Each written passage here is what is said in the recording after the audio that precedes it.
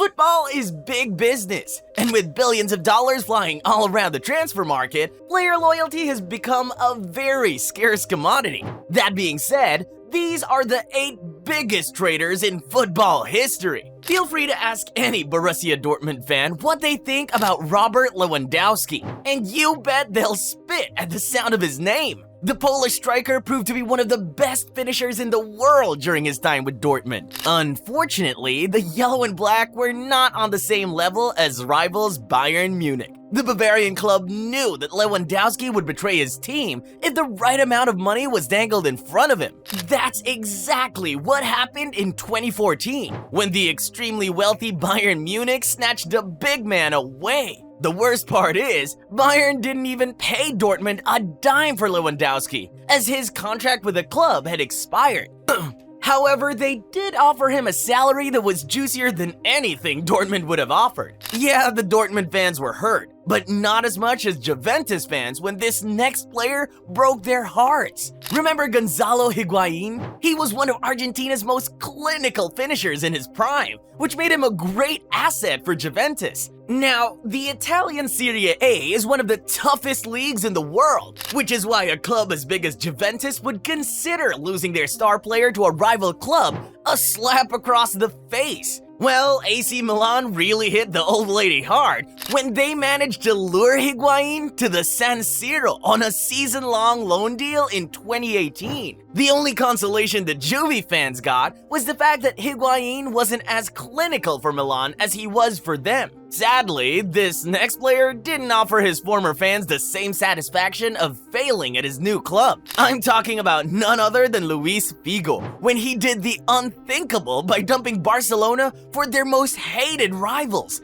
Real Madrid. Unsurprisingly, tabloids were running wild with this story. I mean, no one saw it coming, except the guys running things at Madrid who plotted their coup brilliantly. As for Figo, he was booed like crazy every time he faced his former club. His bitter ex-teammates showed him no love either, as they launched bone-breaking tackles his way anytime he was in possession of the ball. Speaking of being bitter, this next guy didn't give a hoot how much his old club hated him. Of course, we know that Zlatan Ibrahimovic is one of the most arrogant human beings on the planet. But in his defense, his arrogance is backed up by exceptional footballing skills, which made him one of the most sought-after players in the world. Unfortunately for Juventus, they had no ideas that the guys at Inter Milan had been scheming on their big man for months. And after a series of consistent rumors, Juve's worst nightmare became a reality in 2006, when Zlatan signed for one of their biggest rivals in a transfer that made headlines all across Italy.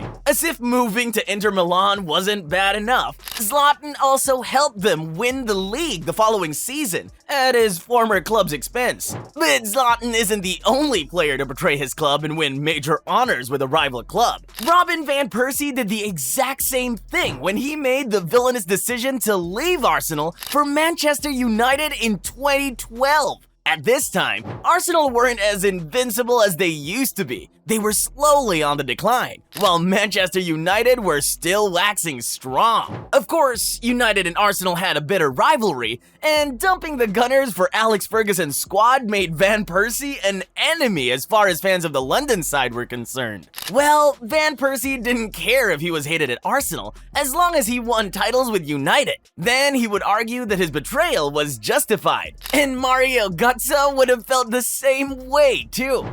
That's exactly what Bayern Munich paid in 2013 to snatch the informed Götze away from Dortmund. Call it financial bullying if you wish, but hey, modern football is all about the money. This huge sum happened to be Götze's release clause, which Dortmund had placed on his head. This just goes to show how good he was as a player. And of course, how rich Bayern Munich are as a club. The Bavarian side had no issues signing the check, the same way Götze had no issues folding his yellow and black jersey and tucking it away for good. By the way, Götze's 37 million euro fee made him the most expensive German player of all time. So I guess his betrayal was worth it. But for this next guy, no amount of money was good enough for his former club to forgive him. Ashley Cole used to be the man during his Arsenal days. The English fullback was one of the best players in his position, which made him a regular feature feature for the London club. However, he was also a controversial character who had no problems cursing at his own fans. Disputes in contract and salary did nothing to help Ashley become a fan favorite either. With that being said, it was becoming clear every day that his time with the Gunners was winding down. Now, Chelsea were on the rise at this time.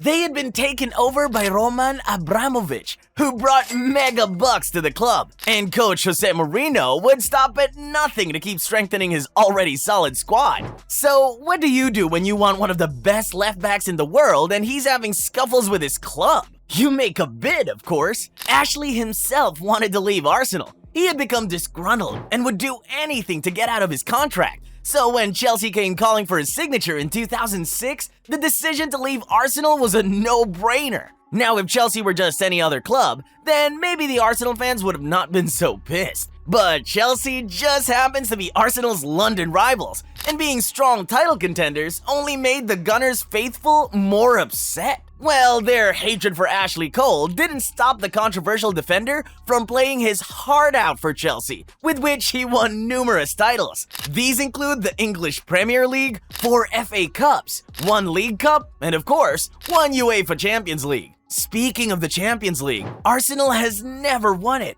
and it must have sucked for their fans to see their ex-player lift the trophy with Chelsea, who afterward began calling themselves the Pride of London. Speaking of city rivals, what Carlos Tevez did to Manchester United will go down as one of the worst betrayals in the club's history. Tevez was an instant hit when he first arrived in England. His brilliance in front of goal helped West Ham escape relegation, and that was what sparked Alex Ferguson's interest in the Argentine striker. Without wasting any time, the Scottish manager brought the striker over to Old Trafford, where he also did exceptionally well for the Red Devils. Unfortunately for United, it didn't take long for Tevez to realize he was worth a lot more than he was being paid, and that was when trouble started brewing between club and player. Now, at the time, Manchester City were slowly climbing their way up the ladder. They had managed to sign world-class players such as Robinho and strengthening their squad, and challenging their local rivals for Premier League supremacy was top of their agenda. Manchester City had a lot of money too, so if it was a higher salary Tevez wanted, then that was what they were going to offer him. Fast forward to 2009,